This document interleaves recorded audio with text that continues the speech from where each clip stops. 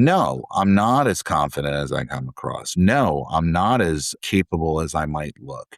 Well, look, I don't know, act. But I'm trying and I'm recognizing and I'm aware enough to realize that it's not going to show up. I'm going to have to act. And that action doesn't mean big verbs always. It sometimes is little things. It's little traditions. It's little moments. It's gifts you give yourself. I give myself the gift of 15 minutes. That 15 minutes is for me, and I choose to use it in the way I do, hopefully to help others and myself. Step into the world of success with your brand amplified, the ultimate podcast designed to unravel the intricacies of thriving businesses. I'm your host, Anika Jackson, and I'm on a mission to uncover the stories, strategies, and secrets that have propelled entrepreneurs and business leaders to success. I was enjoying my conversation with Stephan Bajaio so much that we didn't get to finish. We barely scratched the surface. So, Stephan, I'm so excited to welcome you back to part 2 of this conversation. We spent the whole little hour last time talking about your business, right? From Conductor to the WeWork chapter, helping businesses stop being invisible online. And I realized we really hadn't touched on what it means to just lead people in a way that outlasts you, talking about the human being versus human doing part. I know that's something that you said you're still trying to get better at. Oh, yeah, every day. And this is really where I want to go. So thank you for being willing to give me another hour of your week. I know The other way around. I appreciate you, and I appreciate you letting me wax poetic more with the folks that are watching and listening. So thank you for bearing with my voice and my my face to provide you hopefully some more insights. Hopefully you get one valuable thing out of today or out of this session. You can tell I switched my shirt. This really is a different day. I did also.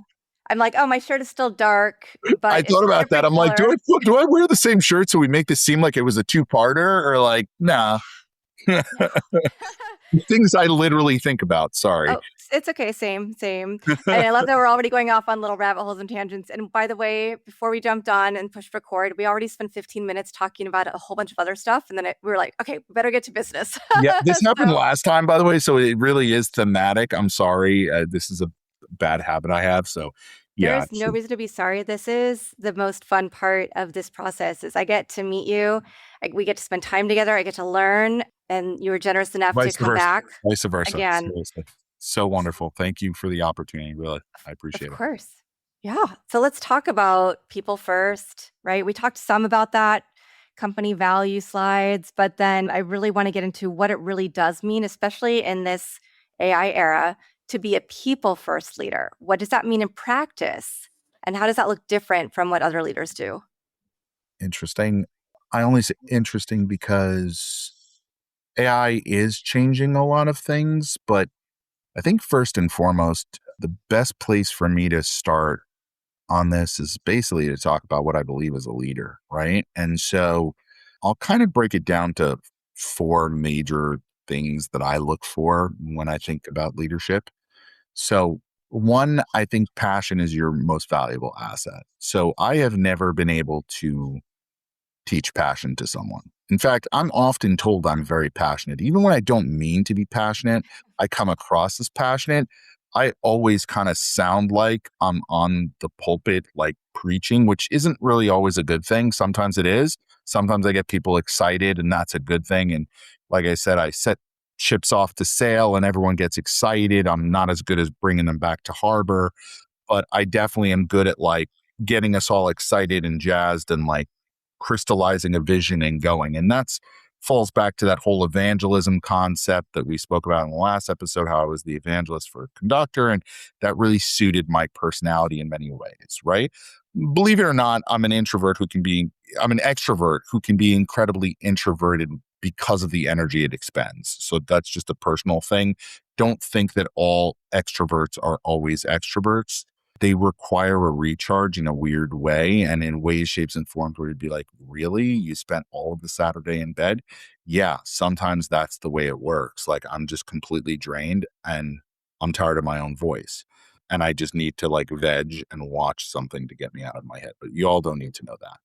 Next, failure is not only welcome, but it's expected. So saying that seems a little weird, right? But I'm a big fan of having people take steps outside of their comfort zone. I think if you're not doing that, I don't really think you're challenging yourself. I don't think you're growing as an individual. I don't think you're expanding the potential. And in all fairness, like we could live our entire lives inside the bubble that is comfortable. And I love comfort. I am someone who defaults to comfort. If given my druthers, I could stay in bed forever. No one's supposed to say that. Entrepreneur is never supposed to say that. But the reality is, and that's not me like saying, oh, I need to waste away in bed. I don't want to see anyone or be around anyone. But it's only to say that, like, I love comfort. I love it. I love it. I love it. I built it into my domain, as you can tell, with lighting, with this, with that. There are times I don't even know. It could be snowing outside, by the way. And just for everyone's edification, it's the middle of June. I wouldn't know. Why? Because I don't open my window. I don't go outside. It's not healthy. I'm not saying I'm trapped here, but the people on the International Space Station might get more exercise than I do. Just saying. I do have a treadmill under my desk and one of those things to move my legs around like old people, all because of that. But anyway, failure is important. And I think, like, if we don't allow space for failure, I really think we're minimizing the potential of what we can get done. I mean, there's the old adage, right? You don't learn from your successes, you learn from your failures. And that whole concept is as old as time, it seems, and really long in the tooth when it comes to entrepreneurship. But I will say that, like, I don't need spectacular failure, but I do need some level of it to know that you're really trying to go a little bit beyond your own capability, right? Or else, like, what's the point? Like, and again, getting back to passion also, like, I can't teach you passion. Passion is what carries you in moments, times, and places when failure happens and you keep going, right? It allows you to have desire beyond. And that's not something you teach, that's something you find. I always look for passion in my interview process. I ask what people are passionate about. I ask them what motivates them, what gets them up in the morning, that sort of stuff. If you're going to lead people, you need to understand their motivations and you need to understand the things that matter most to them. I heard a great story. A friend of mine has an agency and they were trying to think of gifts, right, for one of their employees. And the gift they got for such a great job on an account for this person was a photo of an old B-2 bomber from World War II. And it was his grandfather's. Wow. Now, he was super into aviation. And he always kind of talked about aviation and stuff like that. So they knew what, like, that doesn't mean he was passionate about it to the tune of that's what gets him up in the morning. He wasn't going to become a pilot, but he worked at a digital marketing agency and he was constantly, this was his thing. This is what he cared about. This was something. And you could tell that it had more value to him than simply, I like airplanes, they're cool, right? It ties back to his family lineage and so forth. And the fact that someone took the time to go do that isn't $1,000 bonus. It's not something that but you know what? He's never going to forget that. He's never going to not associate that with that company. He's never not going to think about the leader that took the time to do that research and find that plane. Like, that is an amazing, that's texture. That's texture. And people forget that we're in the people business and dealing with one another. All these other things around us, hate to be hippie about it, are all constructs. They're all constructs. But humans, we can argue, are on a construct, but they physically exist and they have spirit, they have soul, they have thoughts, they have feelings. And you have to stop treating them, not treat them like a prompt, not treat them like a number. No one's ever shown up for a job where they're treated like a number and not left if given a better opportunity. Right. Those are important points, but let's go back to the failure because we all say this, right? I mean, I say this and I have truly learned how to make the next thing I do better because of the lessons I learned from making mistakes. But I think people are still afraid to show up that way. They're afraid to show vulnerability, especially if they're not the leaders, if they're not at the top. So how do we make an environment where people feel comfortable taking those chances and having those opportunities to try something and maybe not get it right? You have to embody it yourself. It goes back to one of the other tenets I have, which is leadership is a behavior, not a position, right? It's not a title. I hate org charts. In fact, I learned from Seth, our original co-founder of Conductor, this concept of flip the org chart. So you take this supposed pyramid, which is super egotistical, right? And you flip it. And now my job is to support my VPs or directors. And their job is to support the people that report into them. And their job is to support those people. And if you think and switch that mindset, then you are really, that's servant leadership at its highest You core, took the right? words out of my mind, right That, out of my head. yeah, that servant leadership Yeah. is what you need to move towards, because if you don't show the vulnerability yourself, if you don't show that you also, there's this concept of I'm here and you're here. And I don't actually think that exists. I think that's, again, some nonsense construct that we put in to make ourselves feel better about the amount of time we devote to a career or to something that's supposed to signal others. I know this for a fact because I walked into rooms that, in all fairness, I probably didn't have the right to be in simply because I had a co-founder title. And I used that on purpose that way as a crowbar at sometimes to get in, right? Yeah. And that's okay. But you know what? Like, ultimately, does that make me a better person, a smarter person, a more capable person, a more respected person? We could argue certain people are going to think that, but I don't. Like, and that's just the approach I take to business. I don't. You could be the VP of PP for all I care. I don't really, it doesn't matter. What matters is the now, the moment, and what are you bringing to the table? And if you're willing to say, hey, you know what? I screwed up. I should have done this. I didn't get back to this client. And in all fairness, like, that probably cost us something. And I wish it hadn't. And, now what am I going to do because of that? Well, I'm going to make sure that I have reminders set up for these types of things so that we don't have this issue again. Because, and you know what else I'm going to do? I'm going to tell that story to the new people that come in, not because I'm asking them to go screw up, but, and not that I'm going to chastise them if, God forbid, they made the mistake I made, but only to say, hey, we put this process in place because this happened. So, like, if you can think of an even better way for us to deploy this, great. Fresh set of eyes. Like, I always want someone, by the way, if you're not doing this with new employees, shame on you. A new set of eyes is one of the most valuable things you can use, but you have to make sure that their mouth is comfortable sharing this stuff. So if you're not setting the environment for a new set of eyes to tell you your own blind spots, you can continue to be blind. That new set of eyes is so valuable. Always doing it the way you've always done it is not an edict anyone should follow. So the more new set of eyes and openness you can have to change, I also think that setting up, like you said, Anika, setting up the environment for that is super important. So if you're the type, and listen, I can come across this way, so I have to be very careful. And I've made this mistake many times where I can take someone's idea and just go, okay, and then keep moving, right? I don't give it the space to breathe because I'm very right? And if you don't give it the space to breathe and you don't give it the time and the justification, others can see that as dismissive.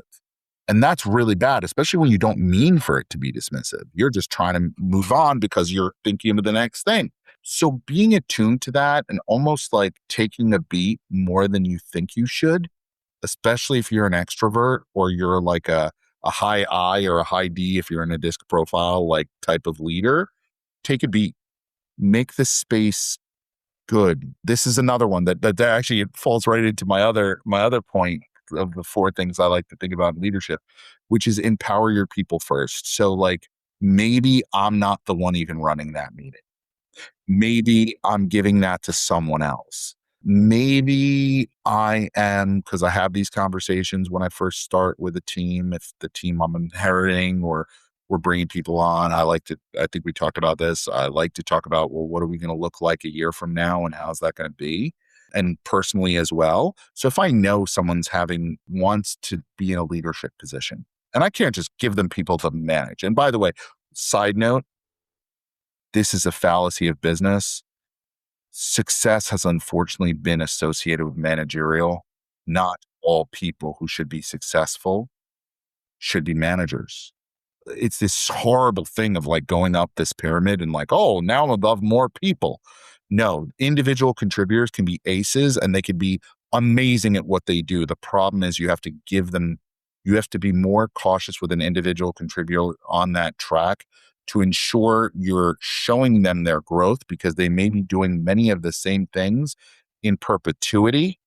Because they're doing those same things in perpetuity, they don't get a variety of experience.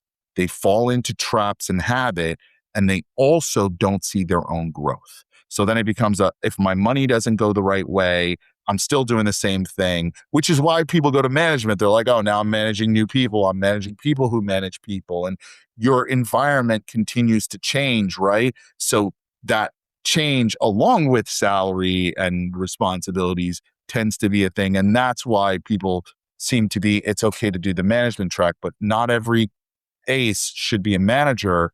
And it's okay to have careers that don't end up managing people.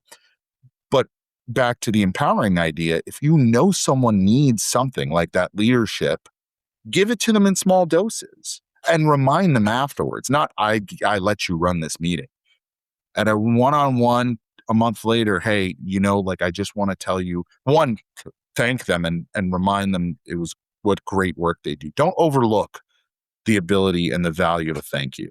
I think people often do that. They throw things in passing because for you, it didn't mean as much. I have trouble sometimes. Those are blind spots for me, because some things come easy to me that don't come easy to others. And you don't realize that. And so when you realize that it took someone, they went out of their comfort zone to do something, like present or do something, shower them with compliments that they deserve, hopefully, but shower them with those compliments. No one will be angry with you for doing that, right? Like, it's shocking to me how many people just don't empower their people, don't give them the opportunities. By the way, I try to give people who report into me as much credit above as possible, because I hope, and in the right environments, I'm responsible for having brought them in. I'm responsible for empowering them. I'm the shoulders, hopefully, they're standing on. But I don't need that. I fight off that ego and say, that's not for me. My job is to hold them up. My job is to give them opportunity. My job is to be able to make them into the things they can become. And in all fairness, as I may have said in our last conversation, the way someone's exited from a company is more indicative of the company's culture than the way they're brought in. If you aren't proud of the alumni that now has gone off to all these amazing places, if you're not celebratory of the fact they now manage this or do that, you're missing the point. It's not about owning them and keeping them and trapping them in your business. People are, especially now, no longer willing to go for that ride with you, and you can't blame them. The models don't add up. You get more money by jumping job to job. It's just the reality. And I've seen it. And I think it's backwards. And I think it's stupid, because the historical and tribal knowledge that someone leaves with, right, versus hiring someone new to take on the next role, is just wild to me. That it's this belief that the grass is greener. I'll get more value from someone who knows more because they've been at a bigger brand. Well, they don't know the texture, and they don't know the teams, and they don't know the stuff. And they're going to have to learn all of that to get to a place where they can even be effective, aka sales reps have ramps. We give a certain ramp to all employees to get to a place they need to get to. I'm of the belief that you don't do that. Side note as well, and Anika cut me off. PIPs, performance improvement plan, okay, are not meant to fire someone. Oh. Okay. That fallacy of we are using this to just force someone out is a corporate nonsense. Okay. If you want to let someone go and you have justification to do it, you should be doing it. You should not string them along in order to do that. If you're going to do that and you know you're not going to get productive work out of them and you want to let them go, give them severance for that time period and help them find a new job. Okay. But otherwise, performance improvement plan is meant to improve the performance. In fact, I've seen many people where they have been given a performance improvement plan and they have improved. They've improved to the point that they've actually become star players, right? Some people, even in sales, I've seen this too. They hit a valley. They've been selling this stuff for a long time. They've been carrying people, or they're put in a managerial position and they can't figure out how to run their own book of business and then run someone else's or manage someone else's at the same time. Doesn't come naturally. Okay. They hit a valley. But I've seen those same players, performance improvement plan. We come in, we say, okay, this is what we're going to do. We're going to work on it together. This is the North Star. We agree. Let's go. We're going to take these steps. You're going to see this action. And here we go. And all of a sudden, those people, they get on a track and they're like laser focused. They make it a point. They know that we're not trying to get rid of them, and they're trying their best to get to where they want to, as opposed to, oh shit, I'm now on a performance improvement plan. I got to worry about whether or not I have to find another job while I'm trying to supposedly do my job now. What a joke. There are so many key points. First of all, I do want to go back to you made Sorry. a no, no, no. You made a Glad you statement did that it makes it very clear that you are a parent of a small child. So, which I don't know if anybody else caught, but I thought that was pretty funny. When you do empower people, they have agency, they feel ownership, and you're bringing them along to an idea that they might not have been warm on before, and this can help them warm up. I've seen this time and time again. I've also seen the informality of a lot of workplaces. I know I'm fairly informal, I'm very transparent, and sometimes that's good and sometimes that's bad. When I had my PR firm, I had a very young team. I elevated many of them in title pretty quickly. Some of them took that and ran. It doesn't mean that they should be that same title level in a bigger company. For my company, it was perfect. So I see some interesting things there where sometimes then there's positive feedback, but then there's also feedback of, oh, this person was very casual with me in conversation, and I'm trying to come to them as a client. So I feel like there's still some learning that's missing from younger generations that we have to teach them up while still giving them the agency, while still telling them about the experiences we've had, the failures, the ups and the downs, and also being those servant leaders to them. Yeah, you're absolutely right. And at the same time, I'm kind of thinking to myself, wow, I don't work in those places. Like, there's a reason, and it's so funny. I forgot where it was. Well, I was at a networking thing yesterday with some really interesting and very, very like unique individuals. We were talking about growth in companies, and someone was a business coach, and we were talking about it. We were talking about teams and C-suites and so forth. And we made the comment, or I don't remember if it was me or someone else made the comment that not every team is meant for every moment, right? In a business. So oftentimes a business goes from a family business, and I don't literally mean family, but the way it's run is a family business, which has its dysfunction and has its stuff and has all the warts that come along with the reality of that and all the informality of it. And then it can become a baseball team. Right? I personally don't like baseball teams. It's just not my thing. I don't like it. It gets too competitive. It goes into, frankly, a level of politics that I don't enjoy. I don't like the concepts. It becomes a little Game of Thronesy at certain points if you go high enough and if enough money's involved. And that's just not my thing. And so I've realized that I'm better at a certain revenue point to deal in, like as a leader.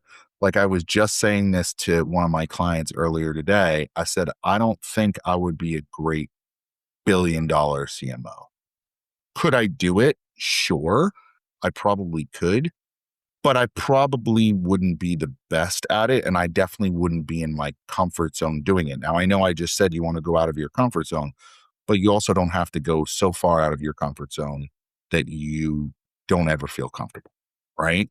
And I think that concept, sure, there's a lot of ego and, again, the titles and this, and I do it for a publicly traded company and da, da, da, da. Sure. I would love all those accolades. Who wouldn't? Right. But when it really comes down to what am I going to get dopamine out of? What am I going to get the most enjoyment personally in? Take the salary off the table, take the money and the stocks and all that stuff out of the picture. What am I going to get the most joy out of? I'm going to get the most joy out of people and out of growing teams and out of seeing others succeed and out of enabling situations or coming up with great ideas that we can actually deploy, because it doesn't take 700 people to make a decision, and you're not going to get scrutinized by a board or the street or a bunch of investors who really don't have the same skin in the game, and frankly they don't have the same reasons and motivations for what you're trying to accomplish. So that's why I would say, for me personally, that's not really what I want to do. I'm always probably going to be the informal guy, and does that make me seem a little aloof in the formal setting? Sure, I could put a tux on if I need to. Not that I'm going to wear a tux to a business meeting, but I'm also going to be the one that's going to say the things that probably feel uncomfortable to others in the room. And I'm going to call out things that I'm just going to be honest about it, because that's who I am. And I'm not trying to hurt feelings or cause problems, but that's the value I bring to the table. And hopefully that value is recognized. If it isn't, then maybe I'm in the wrong room. I think that a lot more companies in the future will be more like that. I really do, because I think a lot of us of our generation are those kind of leaders. I think there are places for every kind of leader, but I like to be more informal. I'm not going to be that super buttoned up person, no matter what the situation is. Probably I'm going to, again, be very transparent, probably overly transparent and overly sharing.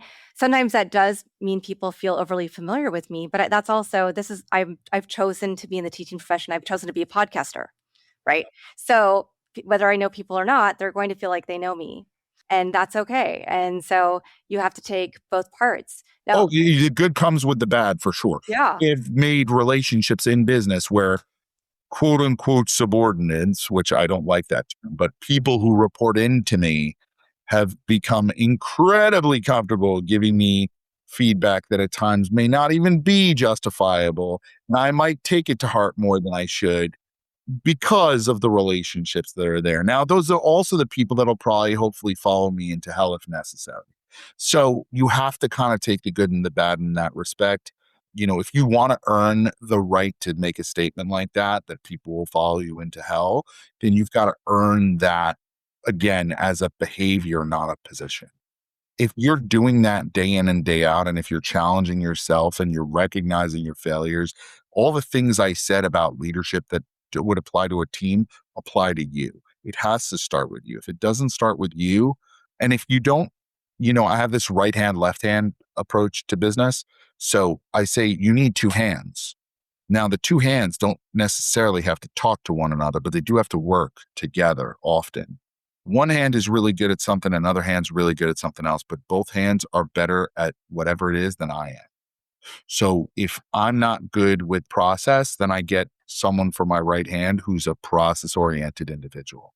And if I'm not good with finishing things, then I get a finisher to come in and be the left hand who always gets things finished. And then I don't have to think, are my hands going to do what I need them to do? No, because hopefully if you've understood the motivations of the individual, what hurts me and feels like gashing a vein and watching it bleed, which is maybe trying to make process work, right? Actually, the fulfillment of process doesn't do that for me.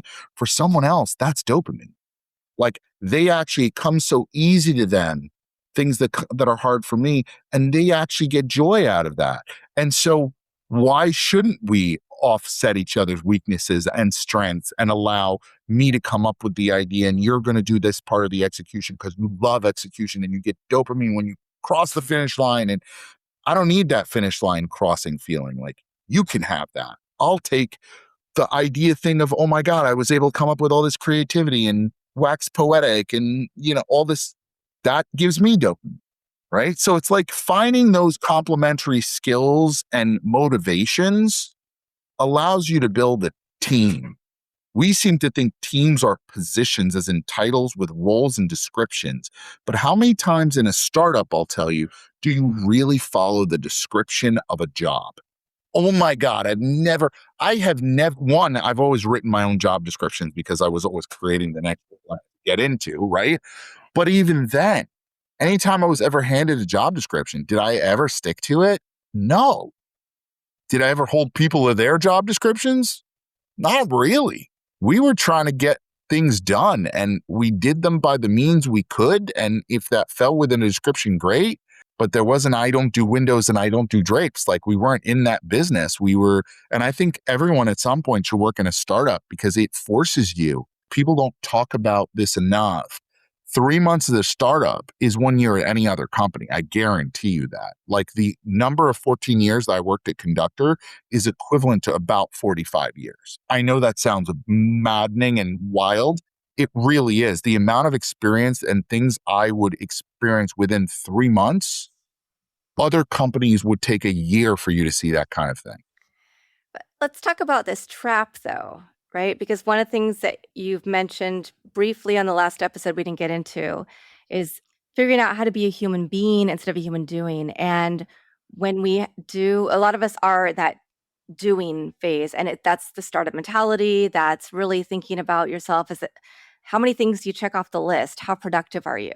So talk about your journey into figuring out how to be a human being, what that looks like, and what shifts do you have to make? Do any of us have to make to get there? All right, I'll disclose. You got me.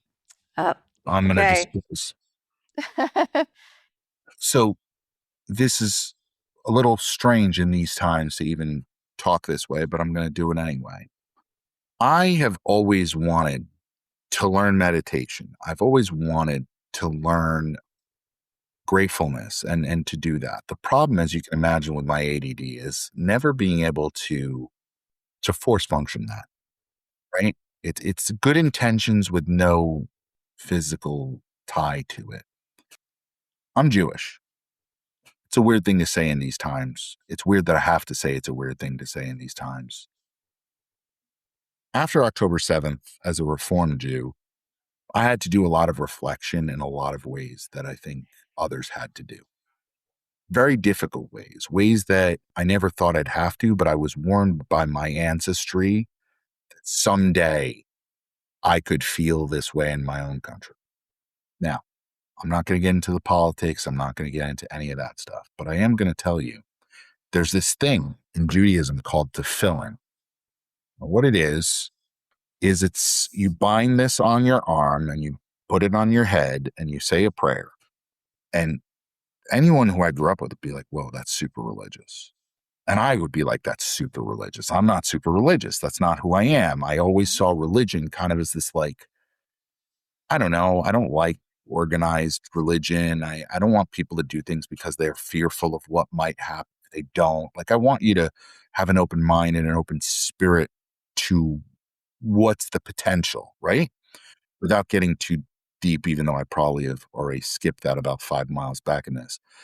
I started wearing tefillin every day, and I do it differently. So I don't even read Hebrew.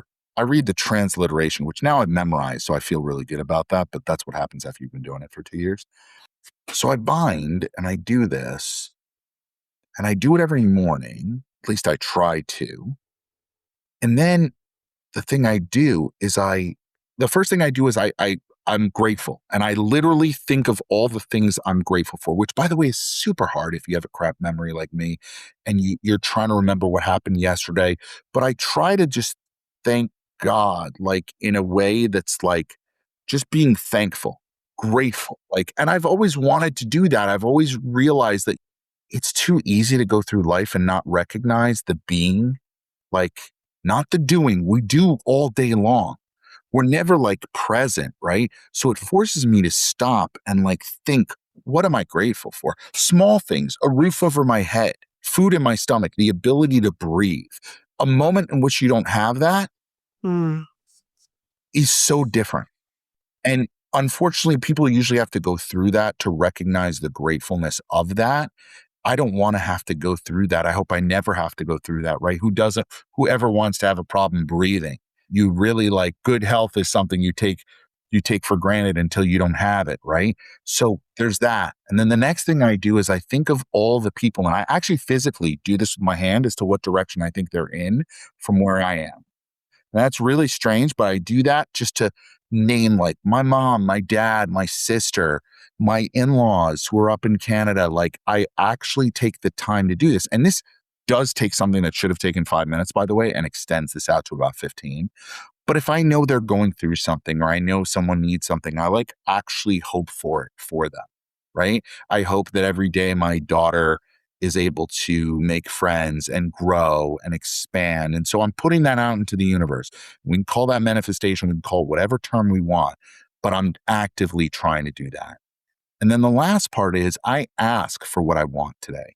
And I stop making excuses or feeling selfish for wanting it, which I very much have felt most of my life. Like if I ask for something, isn't that too much ego? Isn't that too much? Instead, I say, what I really want to have happen. Now, does it always happen? No. But I try to put out what I want back and name it because oftentimes, like, I want more money. Cool. How much more? Oh, I don't know. I want millions. Okay, how many millions? No, couldn't tell you, right? So how will you ever know what you ultimately want? And I'm not sitting here just begging for millions, right? I'm just telling you, like, how do you know? It's the same idea of writing down your goals, right? If you want to get somewhere, you got to know where you're going. And I will 1000% say all of this to say, I don't have those goals written down the way I should. I don't know exactly where I want to be. I don't know all of it. I really don't. So I don't come to you today with this honesty saying I have all the answers. But I will say that by doing this, the days I do it, I see a difference. Maybe it's just placebo. Maybe it's my mindset. But it's different. And it's not about the Judaism, though I do feel closer to it than I ever have spiritually and even religiously. But I really do feel that you need to ground yourself. Now, fortunately, I had to feel what I felt from the outside world to prompt me to take some actions to force myself into the moment because life is going by so fast that it just seems like it's forgettable. Right. What you're talking about, I think this is where we find the commonality between religions, philosophies, right? When we start with the steps, and this is not the direction I thought we were going to go in, but I'm just thinking because one of the Surprise! conversations I had to do today was with the former Zen monk that I work with, and we have a podcast, and I just bring, he's older gentleman now, and so we bring him on and have conversations, and he's created a 9-step program from when he left being a monk and had to go back into the real world, and it does involve some things you've talked about, which is, the first step is like, where are you? Like in life, in your health, in your wealth, in your family, your friendships, all of the different aspects of your life, the wheel of life. The second part is about reflecting, but it's really about like forgiving yourself of the wrongs that you think that you did to yourself, forgiving others for wrongs that you think they did. And then the third part is that future vision that you're talking about of like, what do I want my life to look like? How am I going to get there? And then we get into what are the steps to stay in the Zen zone and the meditation. Like it doesn't necessarily, meditation looks different for everybody. Those rituals that you do look different for everybody. But the important thing is doing them because you Yeah. are getting yourself in that state. And I have ADHD and I have all these things as well. But I have this inner peace from knowing those steps, right? And having tried to work on myself. And I'm sure that, like you said, it sets your day off a little bit differently because you're being really intentional. Sounds like I need to listen to the Zen podcast is what I have. Well, But yeah, I'd love to know what you think of it because it is funny because we just come on and he's like, "What are we going to talk about today?" And I'm like, "All right, here, let me tee you up." But so those things though do set us up to be beings and to think about our whole selves and celebrate our whole selves. You talked about the spirit, the mind, to honor our ancestors and to honor our loved ones who are and living. acceptance, just a level of acceptance that 100%. I think who doesn't want to be better, but who's too afraid to try, right? I've been too afraid to try. I've been too uncomfortable in my own skin. All of this might sound weird to people who are like, oh, but he's well spoken and he's able to get on stages all over and he's able to do this and he's able to do that. Well, I guess that's the imposter syndrome or the Mhm. hidden thing, right, about me, which is no, I'm not as confident as I come across. No, I'm not as capable as I might look. well, look, I don't know, act.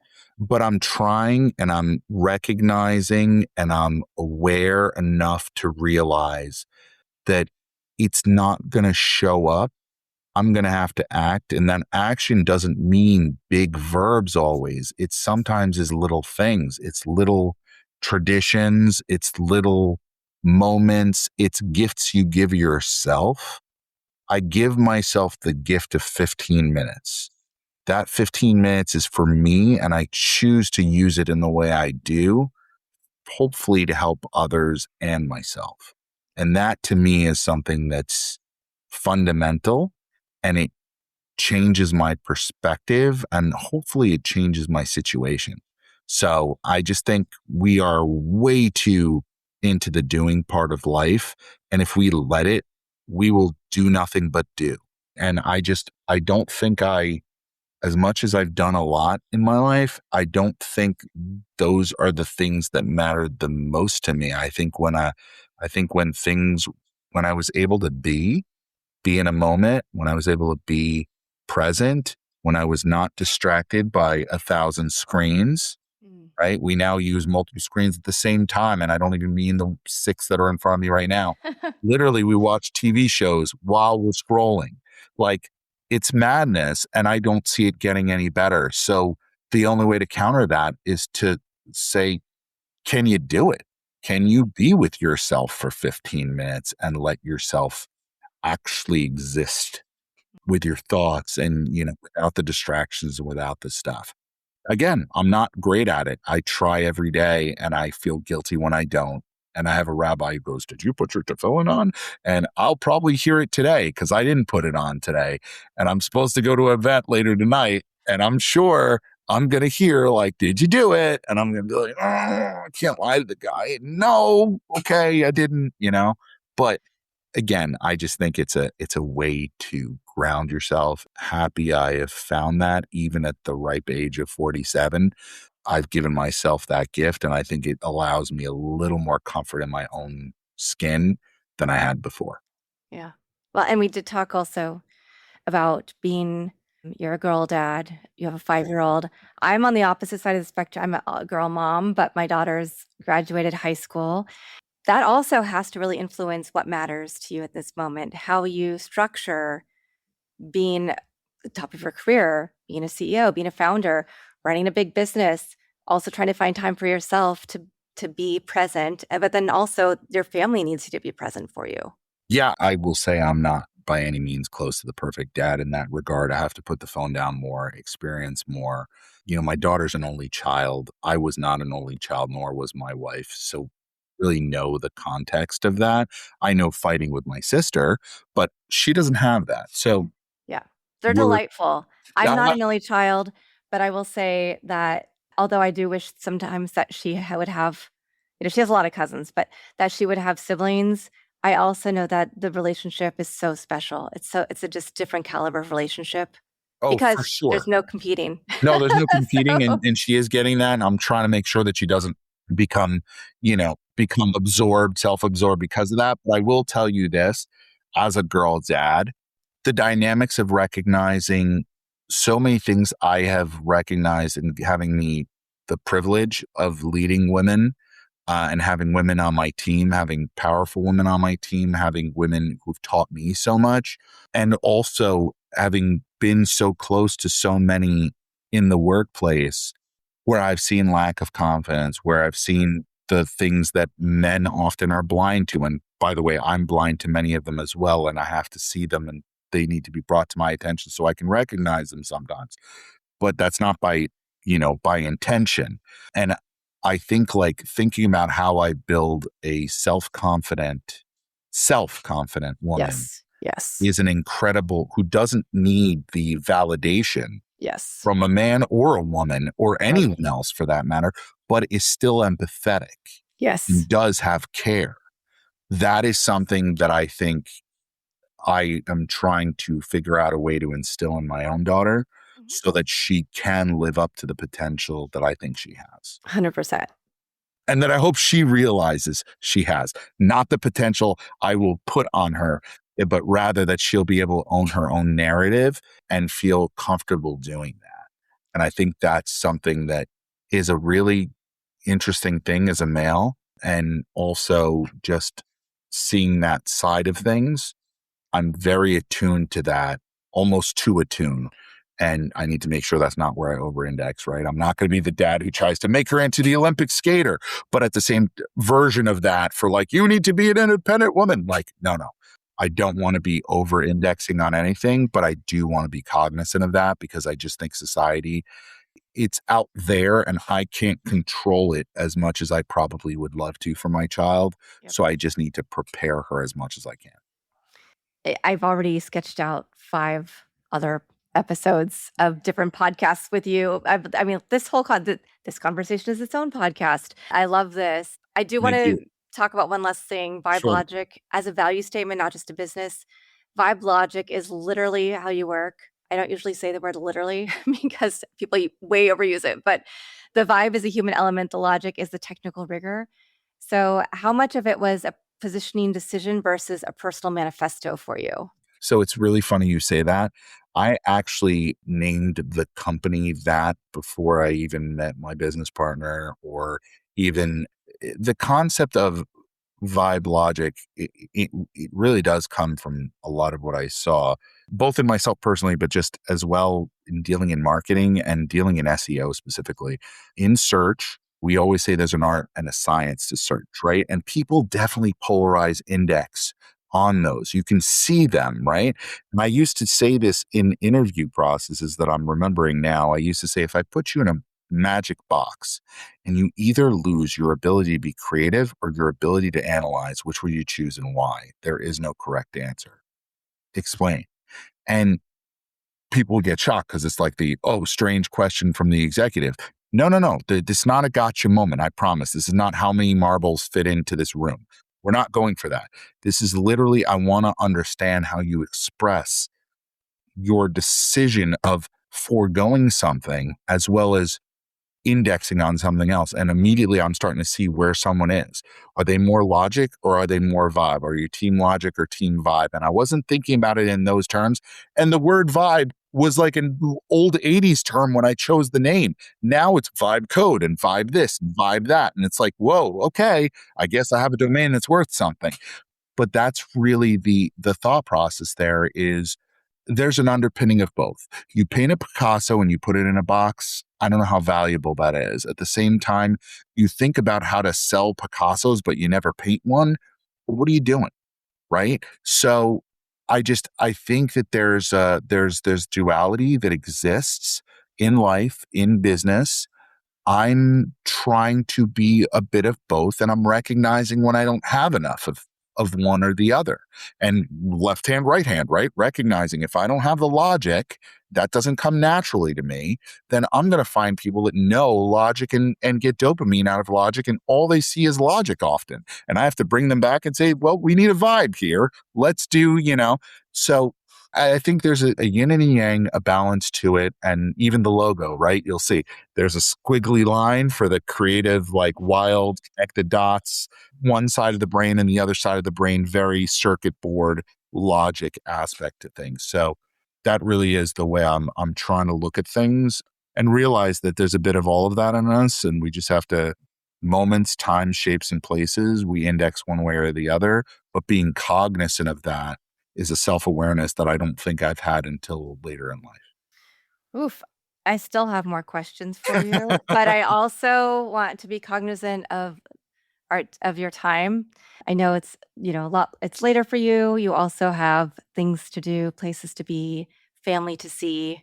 So we're going to stop here, but I am going to have you, Stephan, on at least 1 or 2 or possibly 3 of my other podcasts Wow, that I think are I'm going to be a starting to come out. regular, so I'm excited. I'm getting Okay. my first regular spot Heck, we somewhere. should So just start another podcast with the 2 let's of us. do it. I'm down. I've hosted 2 before, so I'm more than happy to. But I really appreciate you, Anika. Thank you so much for letting me share whatever diatribe I just went on.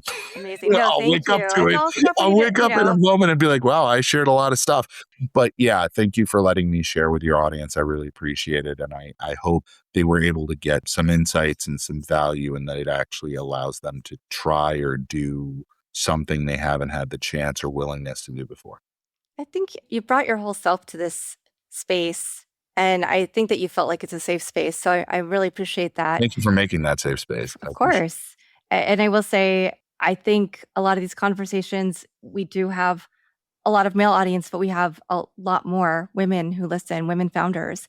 And these are the kinds of things they need to hear from other founders, other leaders, that we all are coming as people who have a lot going on. We're all trying to be, not just do. We're trying to bring our best selves, but we also have other obligations. We have other concerns that are things going on in the world.